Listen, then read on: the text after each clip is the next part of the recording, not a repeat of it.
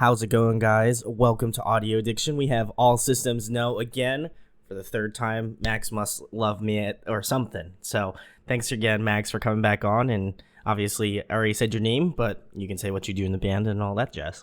My name is Max Kane. I play guitar in a band called All Systems No in Los Angeles, California. It's good to see you. Lucky number Virtually. three. Yeah, lucky number three. Max, we were talking about this off camera. It's been since 2020, since the last time you came on the channel, which feels like an eternity. I'll say that much.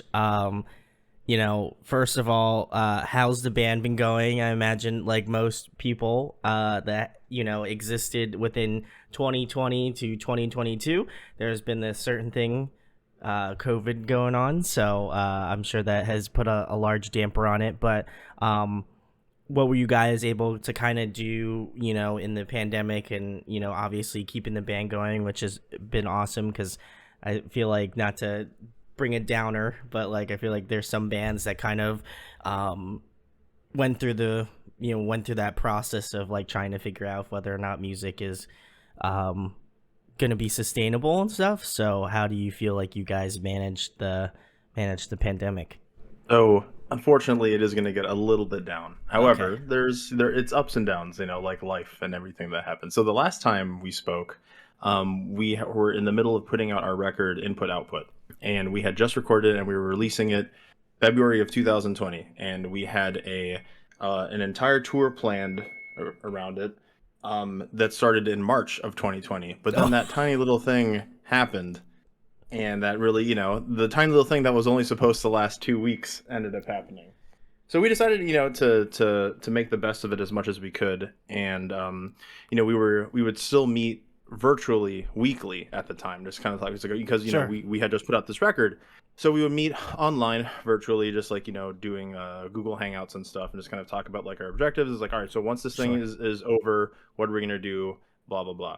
2 weeks turned into a year, and then it eventually turned to 2 years. However, I think 6 months into 2020, we had decided, this like, look, we were all writing independently, and we had definitely tried moving stuff around where we would record individually and send it to each other, and people would like put stuff on top of it. Sure. Yeah. But some of us have that ability. Like, some people have like a recording setup. I have recording setup. I have once again accumulated more stuff, so I feel like when I watch all of these interviews sequentially, I'm just gonna have there's more just and gonna more be stuff behind you, and then eventually we're just not even gonna see you. There's just gonna be so much shit in your room exactly. that There's gonna be a mountain of gear and stuff.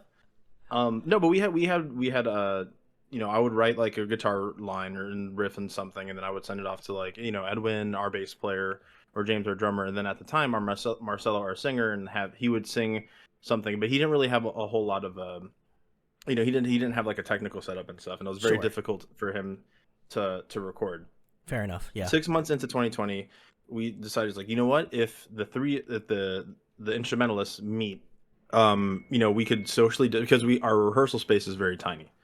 But if it's just the drummer, the bass player, and the guitarist, myself, and we're all 6 feet away from each other and masked up, we can write. And for a little bit, we did that, and we were super, super productive. And the thing is, at the time, this is pre-vaccine, so Marcelo, our singer, and Glenn, our saxophone player, they need to exhale, to basically take to use like their gifts, to be able to play, essentially. So like, well, if we meet instrumentally and like let the mouth breathers, as our bass player called it, do stuff independently at home, then we can get by doing that.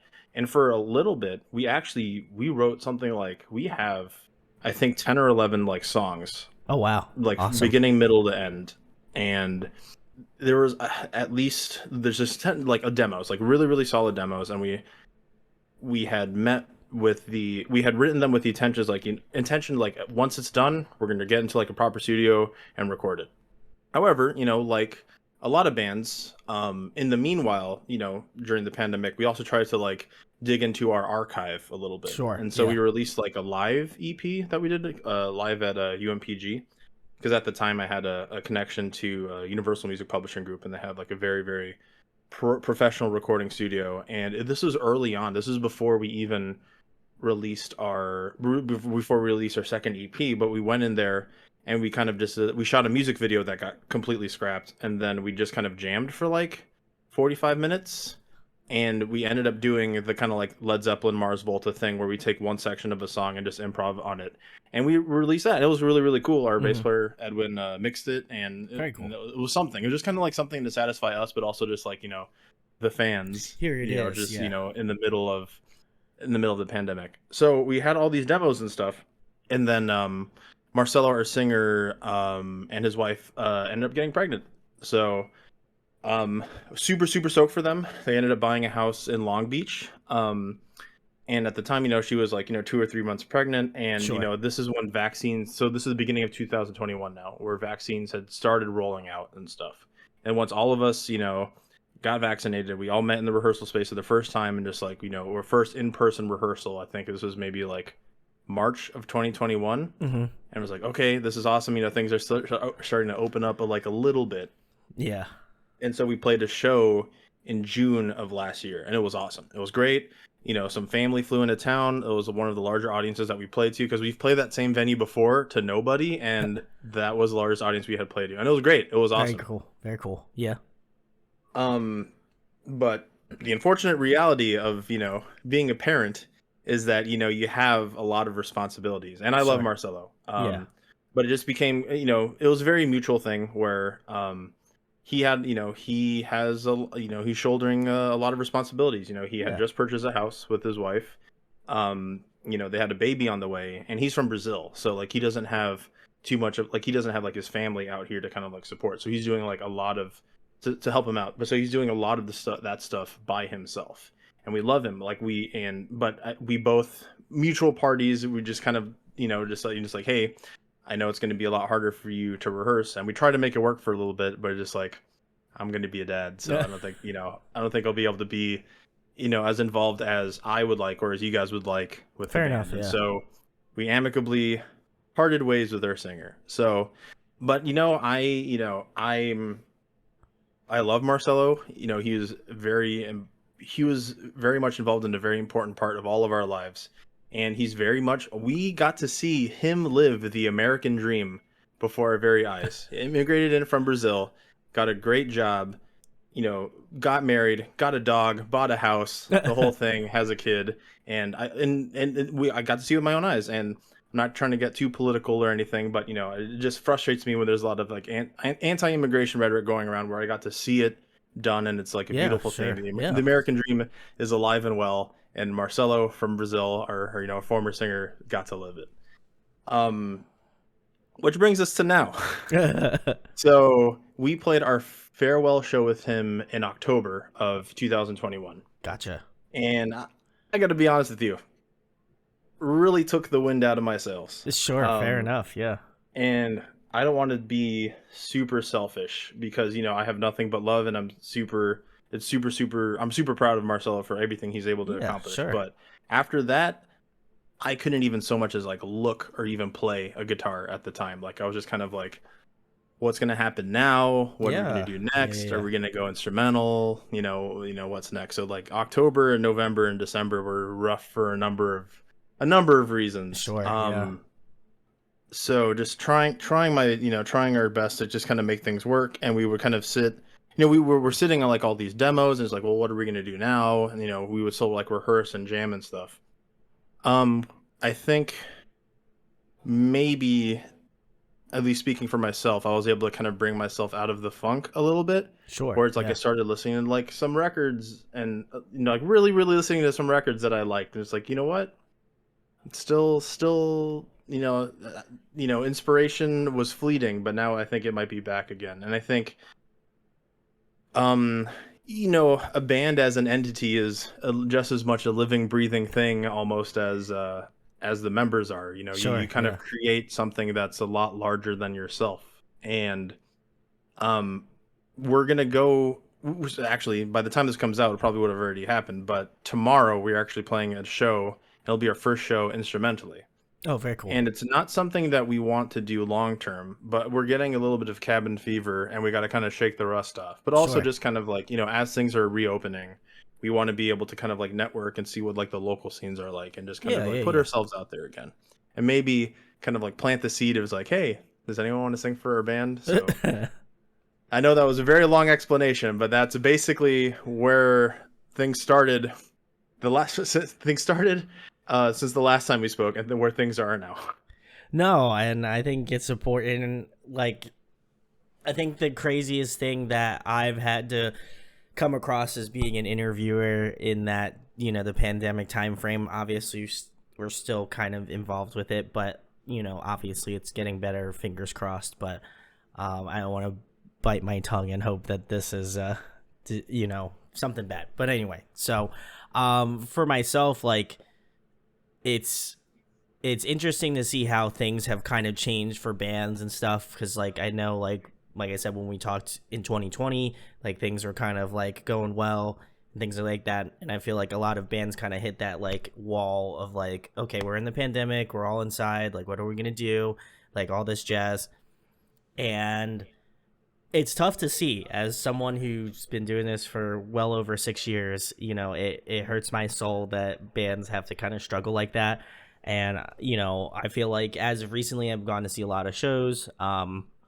As of the time of this recording, I went to go see Covet on actually a week ago. So and so that was really cool to see that music is still out there. People are obviously still very much involved in the scene, at least on the East Coast here, and I imagine everywhere else. But I hope it goes well for you guys, because I know like Max and I have been friends for a good bit now at this point, and to see a fellow guitar player fall out of it, it hurts my soul. Because I also feel the same way sometimes, where I felt like most, I think musicians kind of felt that way at some point or another during the pandemic, where they're like, they look at their instrument and they're just like, I can't do it. Like, I just, like, nothing in my body really is like gunning towards wanting to play that instrument. And it's sad, certainly, but I feel like I'm glad that you've come out of it, and obviously, all the props to you to continue to do that, and obviously like work on it. And then, as you mentioned, like you guys are going to be doing an instrumental, set in California. Um, how do you feel about that? Because I feel like you said, you played a show kind of like in the middle of 2021, and now you'll be playing a show like kind of the middle of 2022. Like, how does that feel as being an artist now? Because I feel like I said, people have evolved and changed, and I feel like the mentality is like, at least for myself, I can speak for myself at least, is that I feel like I just gotta, like, I kind of took for granted like those moments to take some time off. And like I feel like now that I've taken time off, like, and my mental health, I feel like, is a lot better, that I'm like, I'm just gonna go do it. Like, I'm gonna try to push as far as I can that is healthy, but also like still go out and do stuff that I feel like is still important to me. Do you feel the same way about like playing guitar and like getting up on stage and obviously killing it with all systems now? Yes. And it's basically like a release. It's just like we're all pent up Sure, essentially. yeah. Pent up.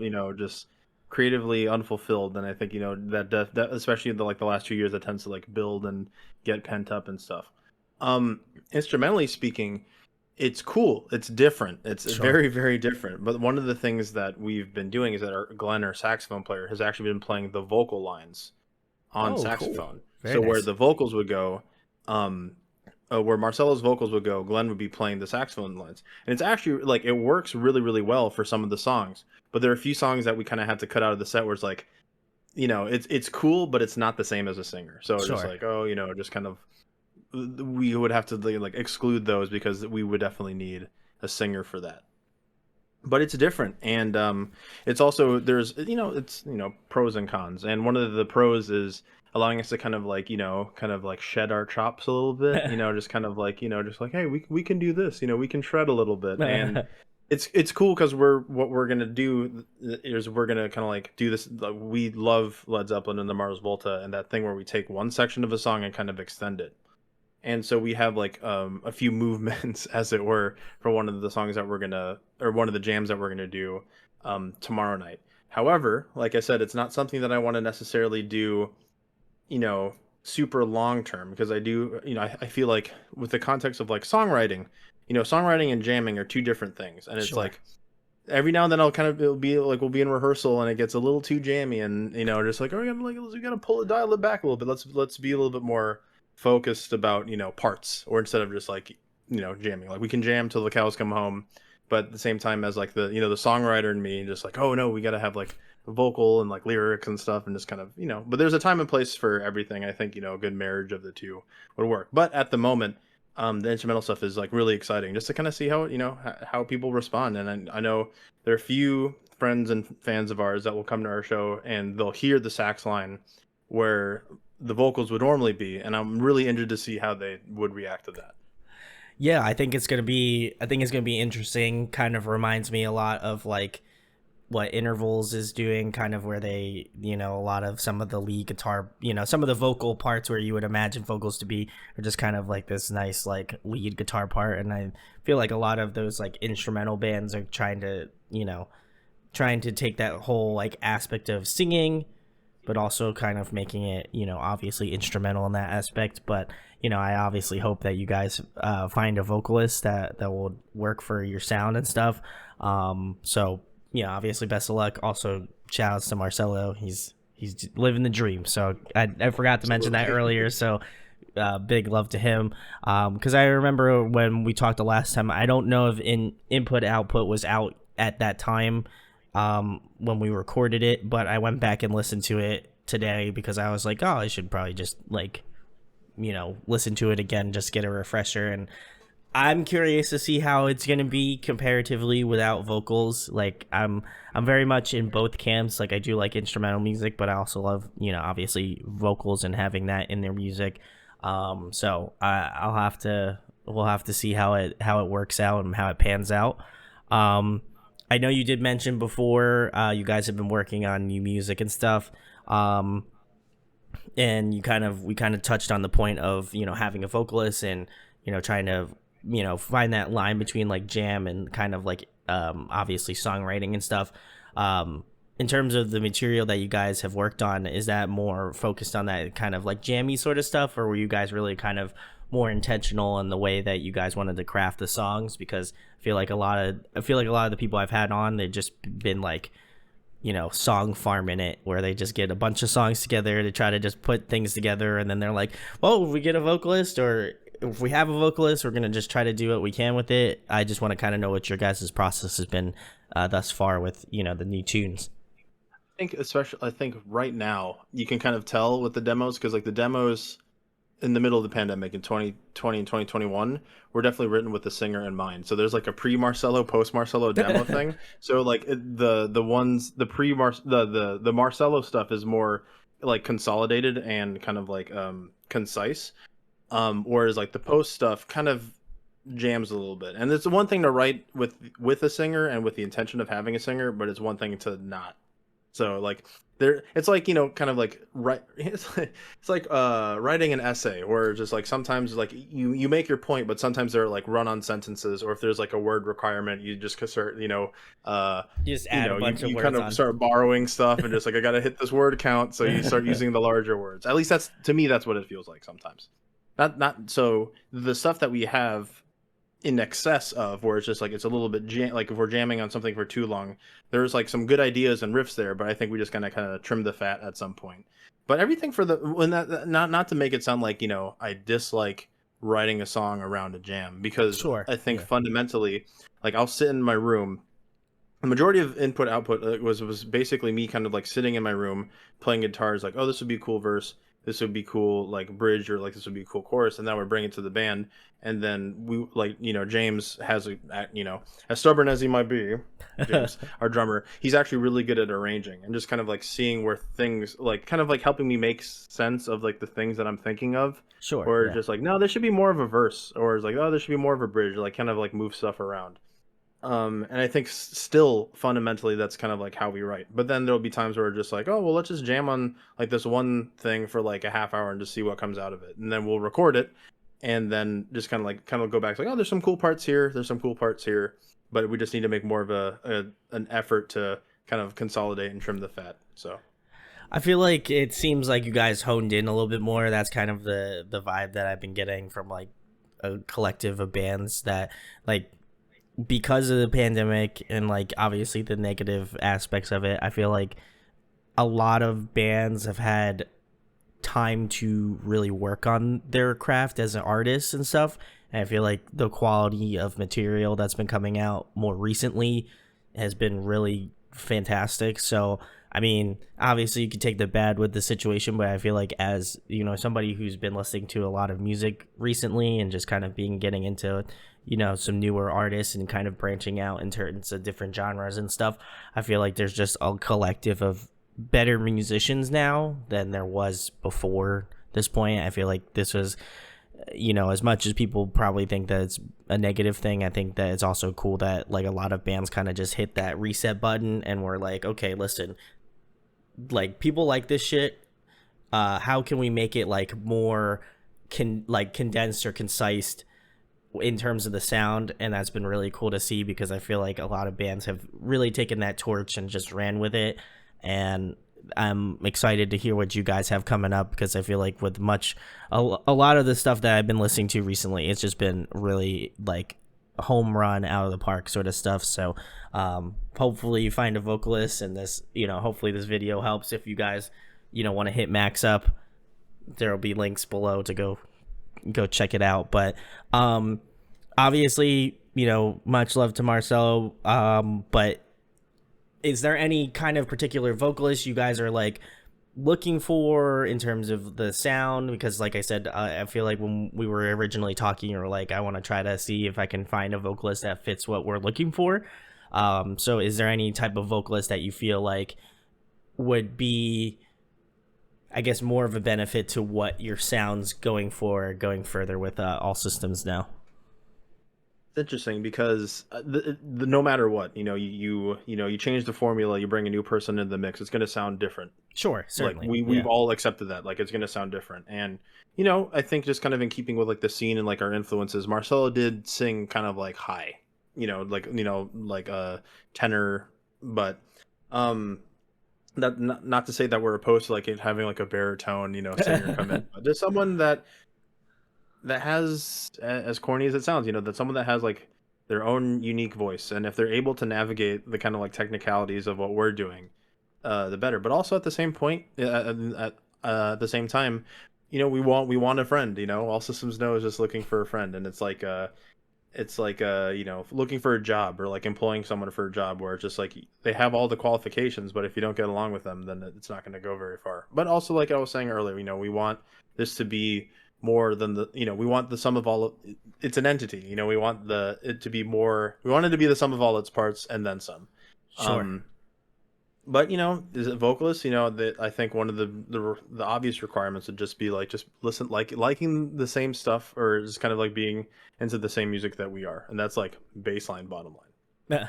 And we don't want anyone that's like too radically different, because I've been in bands like that, whereas like I've kind of like listened, we've all kind of been like the odd person out where we all listened, we're all going in different directions simultaneously, and it works for a time, but it definitely just kind of becomes too hard because someone wants to be a singer songwriter, someone wants to do like dubstep, someone wants to do like metal, and it becomes like, Yeah. varied interests are great, and I listen to all of those things, but I think just kind of like having like a singular commonality is like, hey, I'm really into like At the Drive-In, the Blood Brothers, Mars Volta. It's like, oh, did you check out like the Dance Gavin, like the Gavin Dance record? And I think for better or worse, you know, something like kind of in that scene, essentially, you know, Fair someone enough. that's into it, but also just kind of like, you know, is willing to explore stuff outside of it, because you know, I'm a retired goth, you know, I used to love like, you know, I would still love like Typo Negative and The Cure and Joy Division and all that stuff, so that sort of thing kind of still makes its way into the music. So yeah, but also, you know, bring a piece of yourself into it. So No, certainly. I know that sounds cheeseball to say, but like it is actually true. And I feel like, you know, when you listen to the music, it's like if you can tell if someone has their own specific like flavor or style, and I think that's what really makes, particularly any band unique, is just, the way that the kind of the counterbalances of like all the band members kind of create something really nice. So I'm I'll be keeping an eye out, see if I know anybody out in that area that might be interested. But I'm curious how it's going to be played out going further, and obviously with the new demos and stuff being worked on now, I'm curious where it's, point A is at, and then where point, I don't know, G or F's at later down the line, where we're going. But in terms of Max, like, who, obviously, like you said, you've had a lot of time to kind of like craft what you guys are doing right now. Were there any specific like artists or people that you guys were listening to at the time that have kind of evolved your sound like that much further now? Oh man, I think I can only really speak for myself in this regard. Sure. I've actually kind of gone backwards because of the pandemic, and that I've kind of listened to like a lot of older records that kind of like classic rock records that I never Yeah, that's really great.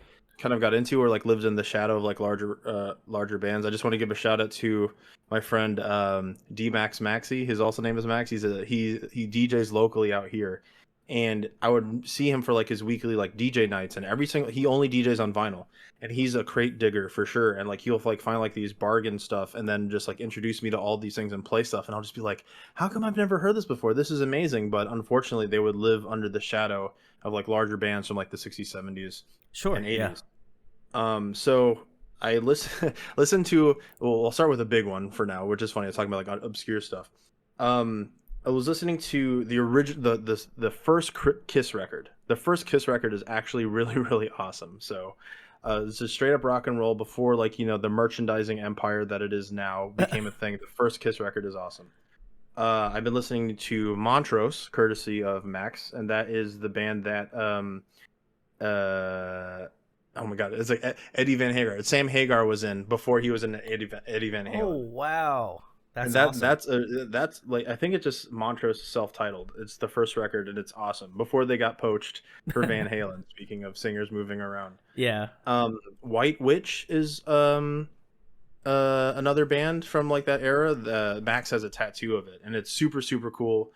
Definitely kind of like different, where it's just kind of like everything kind of like about the 60s, kind of like psychedelic like dream pop thing, but like harder, and it's awesome. Okay. Cool. All right. There's also a band called Captain Beyond, which has one of like the singers from Deep Purple, and like I think the drummer or like bass player from Iron Butterfly. It's like this weird 70s like um super group, and that one's awesome too. Like that's a whole prog thing. Like Very neat. All right. like the songs flow into one another, and that one's really really great. Let's see. Yeah, those I managed to go backwards. Just listening to more stuff from the 70s.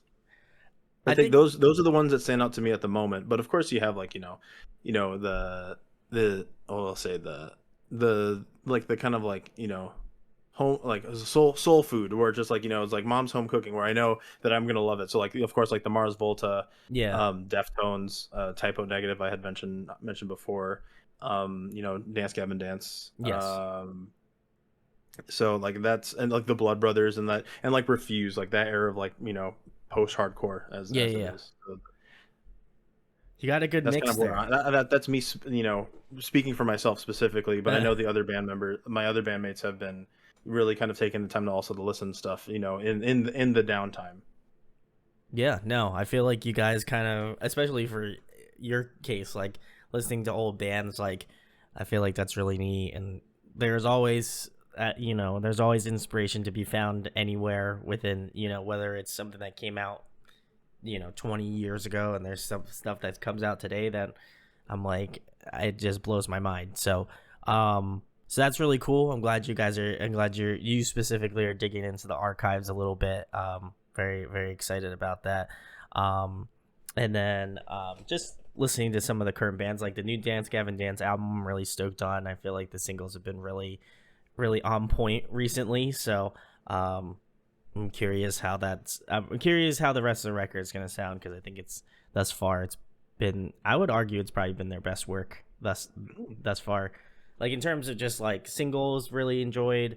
Um, I mean, I'm always gonna have a soft spot for I'm gonna blank on it. Happiness. That's my favorite one. So I was gonna say, shout outs to our bass player Edwin, because when I got into Dance Gavin Dance like when Tillian was in the band, but our bass nice. player Edwin was like, you need to listen to Kurt Travis era, and I went back and listened to Death Star and Happiness because of him. So shouts out to our bass Ooh. player. There we go. And also, if you haven't checked out Gold Necklace, that's Chef's Kiss. That's his new like math rock kind of like jazzy like new group, and they just put out a self-titled record last year, and it's phenomenal.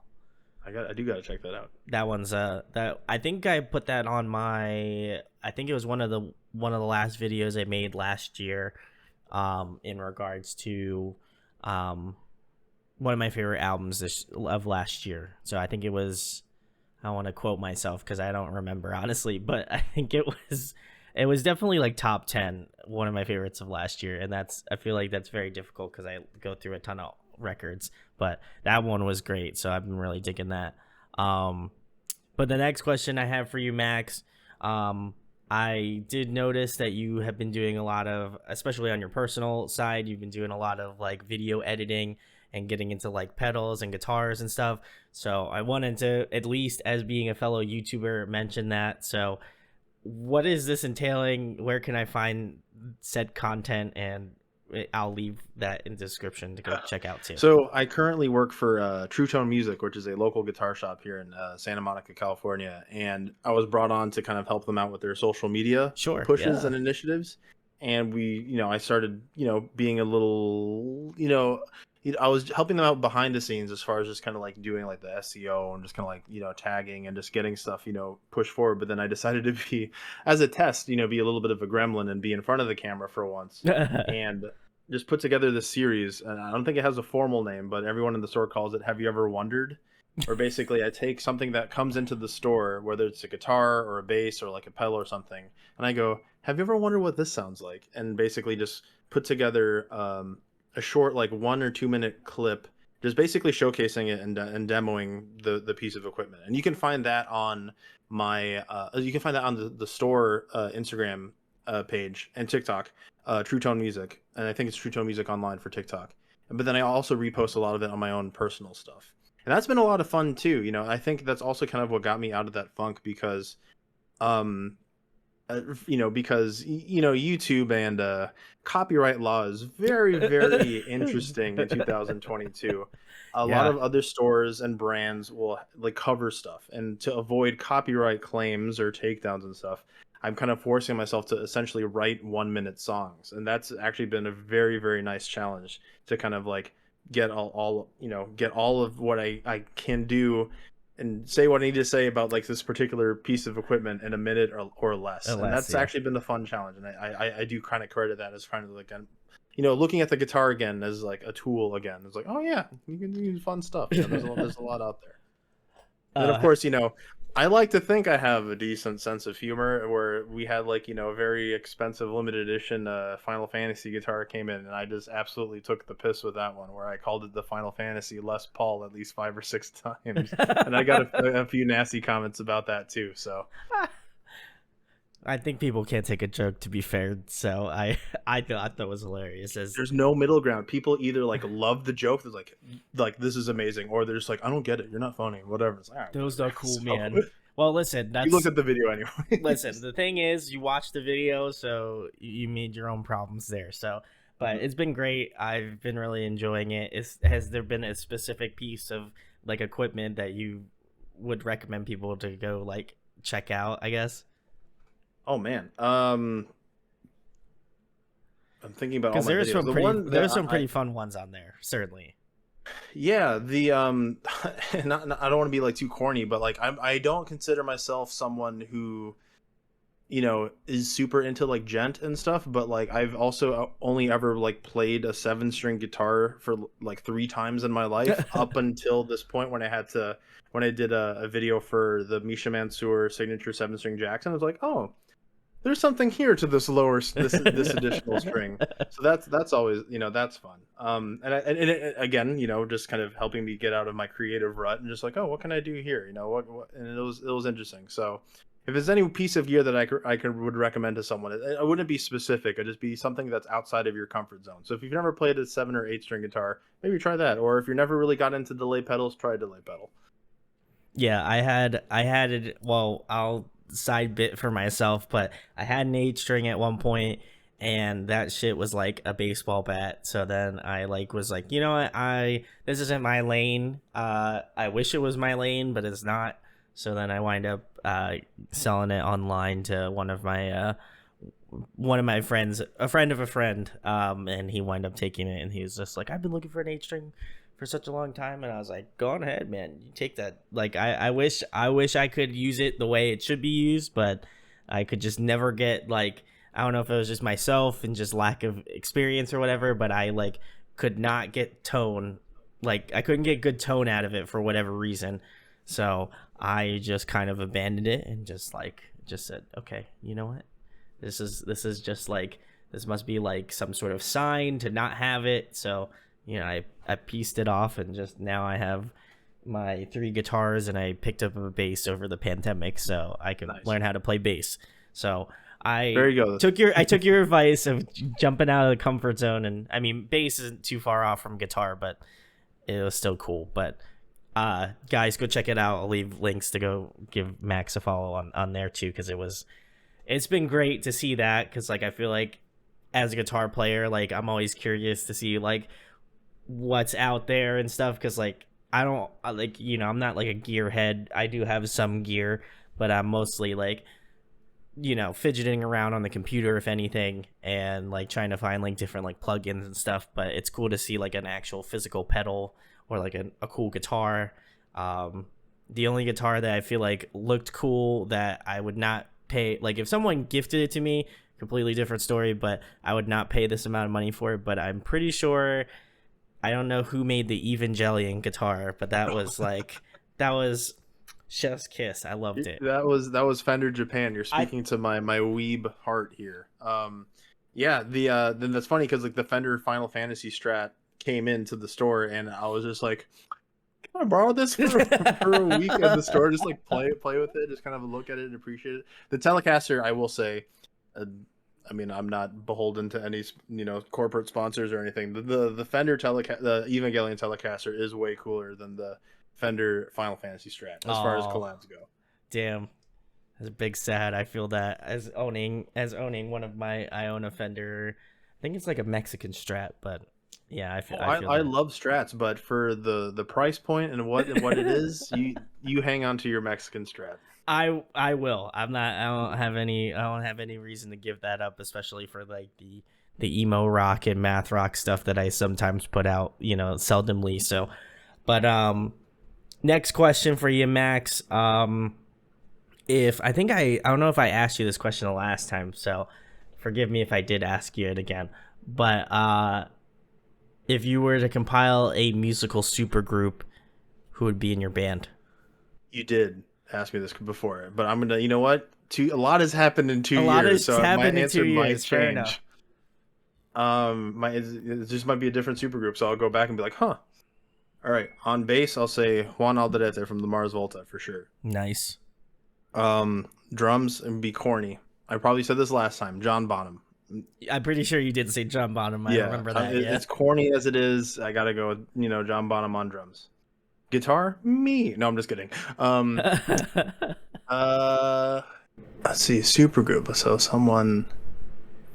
That's interesting. I'll come back to guitar because I have a lot of people that I would want to say.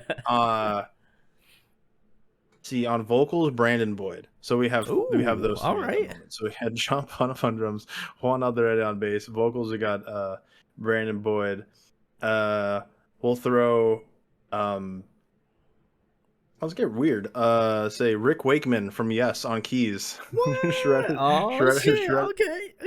Shredded up. And coming back to guitar, I think with this one, if I have so many I want to pick like 5 or 6 different people, but for the sake of being different, I'm gonna say Billy Corgan for this one. Get really weird, yeah. All He, you right. know, he's just as good a guitar player as he is, a very unique singer. I So was I gonna want to say, see how yeah. that one works. All John right. Bonham on drums, Juan Alderete on bass, Brandon Boyd on vocals, and Rick Wakeman on keys, and Billy Corgan on guitar. That would either be magnificent or an absolute train wreck.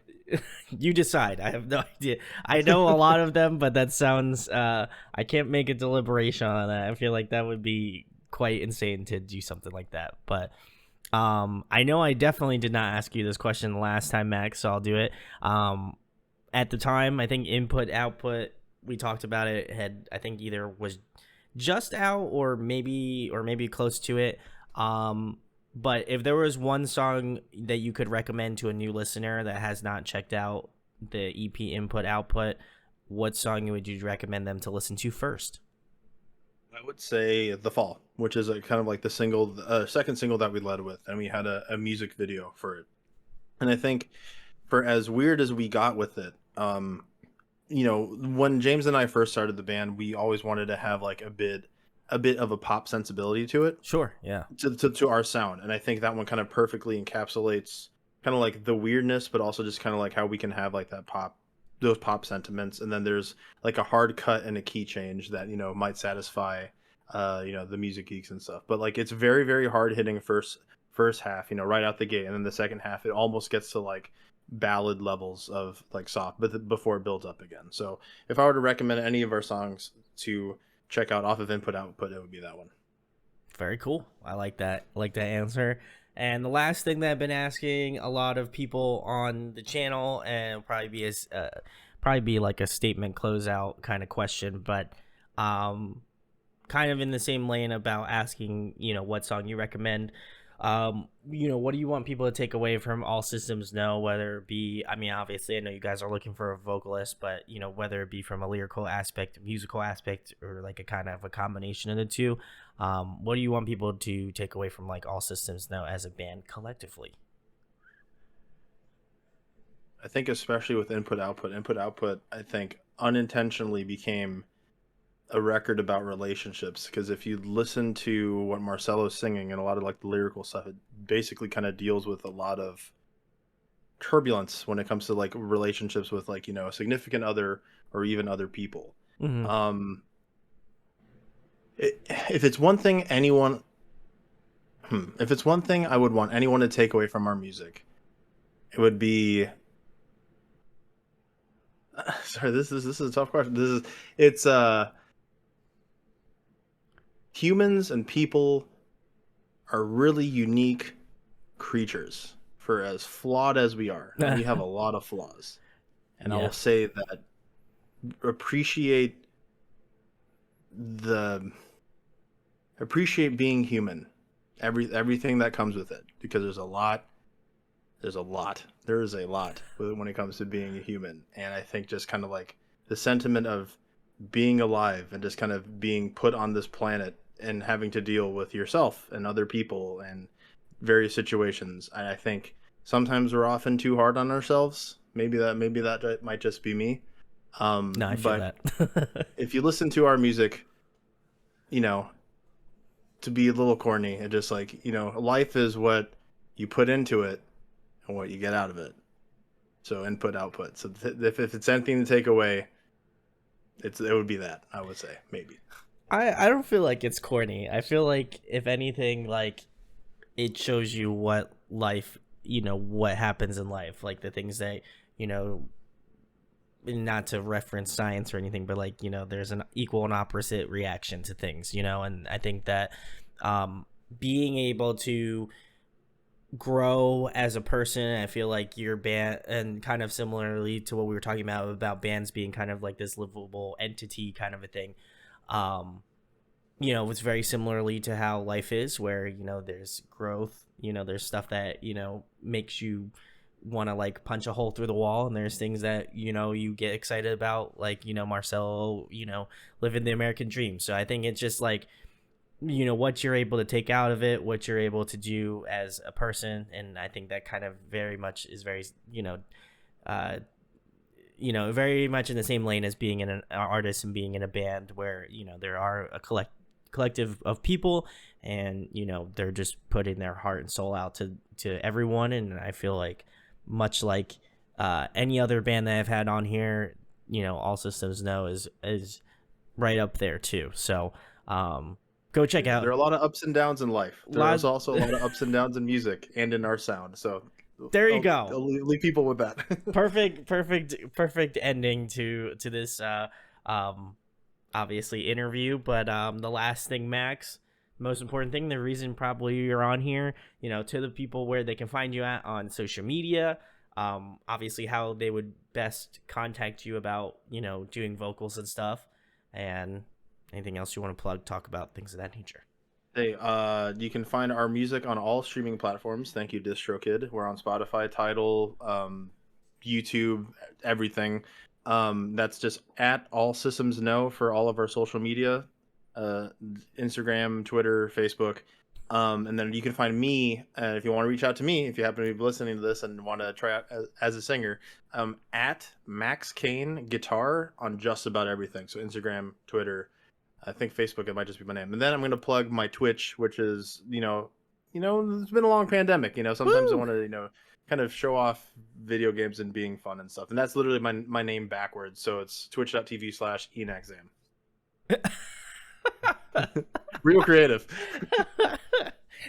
That was great. I don't have any words for that, but I do have words for All Systems No. All of the links will be in the description. Go check it out. Obviously, go check out Max's TikTok in terms of the guitar stuff. I'll also leave that in the description. Go follow that. It's been great. I'll have to go give it a follow as soon as I'm done with this. And obviously, if you're a vocalist and you would like to sing for All Systems No, feel free to hit Max up. I'm sure he'll greatly appreciate it. And listen, I'm not saying I should get a cut of that, but you know, I'll gladly take the mantle of, you know, finding a vocalist for All Systems No. And I think I've said this before, Brandon, but I just want to say that I appreciate you, because you know, this is our third one, and I think we've been in various phases of, you know, All Systems No's lifespan. Because our very first interview, I don't know if you remember, we were looking for a bass player. You were. So, yeah. So here we are, the third one, looking for a new singer. So I think were you looking for anybody on the second? Were you looking for anybody on the second interview? I can't remember. No, not at the time. Oh. We were looking for other people to tour with, maybe, but then we had something planned. But then, you know. So this is the second. No, you've been there since the beginning, really, and you know, just want to say I appreciate you, you know, being a supporter and just kind of like seeing it through with us. The cycles of life, as we were talking about earlier. Ups and downs. So please, if you do, go do it. I think it's gonna be awesome. I'm very excited to hear and see. And obviously, you know, be very much a fan of All Systems No and what they have going further. If you enjoyed the content, make sure to share, like, subscribe. It goes a long way. You know, we passed the 2K barrier, so let's keep going. You know, I'm hoping, I don't even know how many subscribers I'll have before the year's over with, but any amount will be great. And thanks for all the loves, guys. But go check out Max. Go check out All Systems No. Links in the description, and huge thanks to Max for coming back on again for the third time. Thank you, Brandon.